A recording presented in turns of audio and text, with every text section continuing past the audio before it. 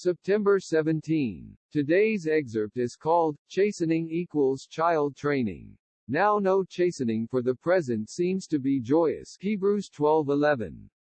Our Father chastens us for our own profit, that we might be partakers of His holiness. Hebrews 12:10. We are not chastened because we deserve it, but because we need it. And there is no wrath in His child training.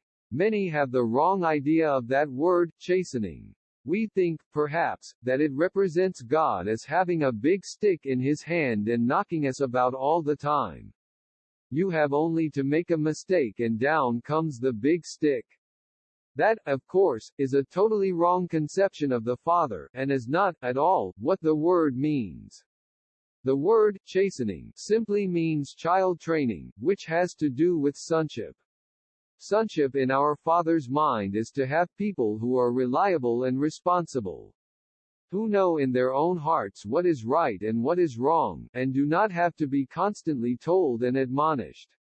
We should always look at our difficulties in the light of this training.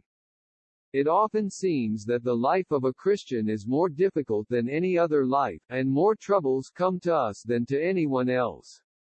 Whether we recognize it or not, these difficulties and troubles which come to us are to train us for something and to develop in us the spirit of sonship. That is, to develop spiritual intelligence and spiritual ability in us. One of the main purposes of all the Father's dealings with us is to bring us into a greater knowledge of His Son. We never know anything about greatness, unless we have a great need to know it. Therefore, we are brought into situations where we must know something much greater than we already know. This is why our Father brings His children into difficult circumstances, that they may learn how great their Lord Jesus is. Nevertheless, afterward it yields the peaceable fruit of righteousness unto them who are exercised by it. Hebrews 12:11.